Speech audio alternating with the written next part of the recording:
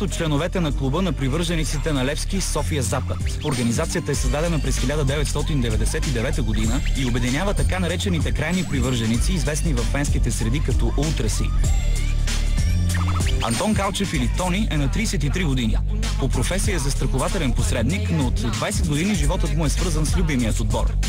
Миналата година е избран единодушно за лидер на ултрасите. Левски, това е моят живот.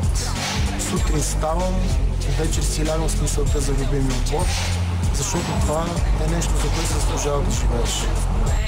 Повечето от членовете на София Запад предпочитат да стоят далеч от телевизионните камери и да не разкриват самоличността си. Живеят като голямо семейство.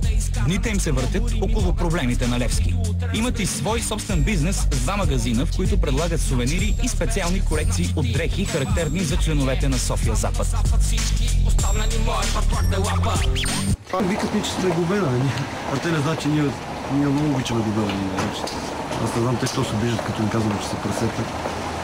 И оттам вече ядат дървото. Заради срамната им история, заради срамното им минало, ядат бой. И ще ядат винаги бой.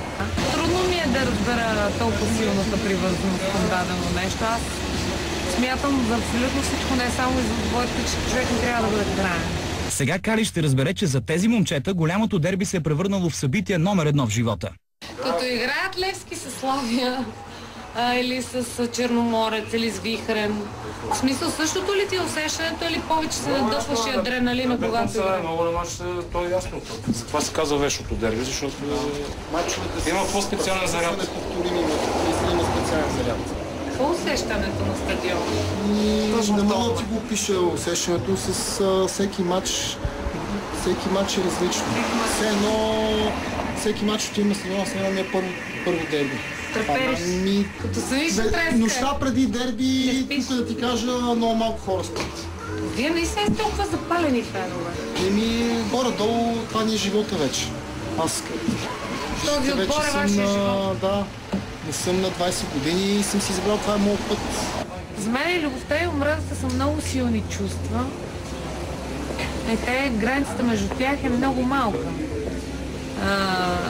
И в двата случая се изразява нещо много българско, български поет, силно да любиш и мразиш. Е заложена идеята Левски и ЦСКА. Обаче тя ще види с очите си докъде може да стигне фанатизмът на футболните запалянковци. Тук пише... Хулиганс. Не си хулиган, нали? Не съм хулиган. Обласения кръв. Това само моля. Левски? На всички. Ама националисти си са. Това значи ли, че мрази цигари? Мрази циганите, да.